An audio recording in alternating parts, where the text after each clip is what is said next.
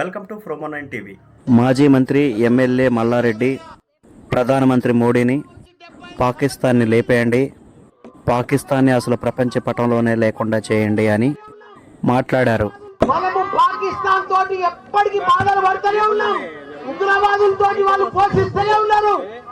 మనం ప్రధానమంత్రికి ఒకటే మేము మనవి చేస్తున్నాం అందరికి, మోడీజీ पाकिस्तान उग्रवाद को खत्म करो, कुचल कुचल के रख दो, एक जिंदगी में फिर अपना भारत का तरफ नहीं देख रहा वो लोग. उग्रवादों को पूरा पाकिस्तान ప్రపంచంలో చిత్రపటంలోనే పాకిస్తాన్ కనిపిస్తుంది. నెక్స్ట్ మనం 75 సంవత్సరాల నుండి బాధపెడుతున్నారు. మనం ఇక భరించలేము, మనం ఇక ఓపిక లేదు మనకు. మన సైనికులు మన ఎంతో మంది ప్రాణాలు కోల్పోయారు. ఈ రోజు కూడా మన తెలుగు బిడ్డ మురళీ నాయక్ గారు చనిపోయారు. ఆయనకు కూడా పెద్ద ఎత్తున సంతానం. ఆయన మనం ఎంత ఇచ్చినా ఆయన లోటు తీర్చలేము. ఆయన కుటుంబానికి కూడా చెప్తున్న మనం మాత్రం ఇప్పుడు వదిలేదే లేదు.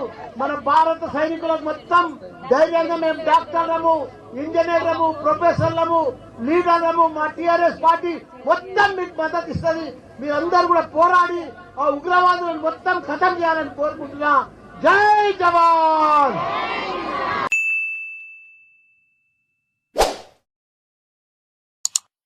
Please subscribe my channel.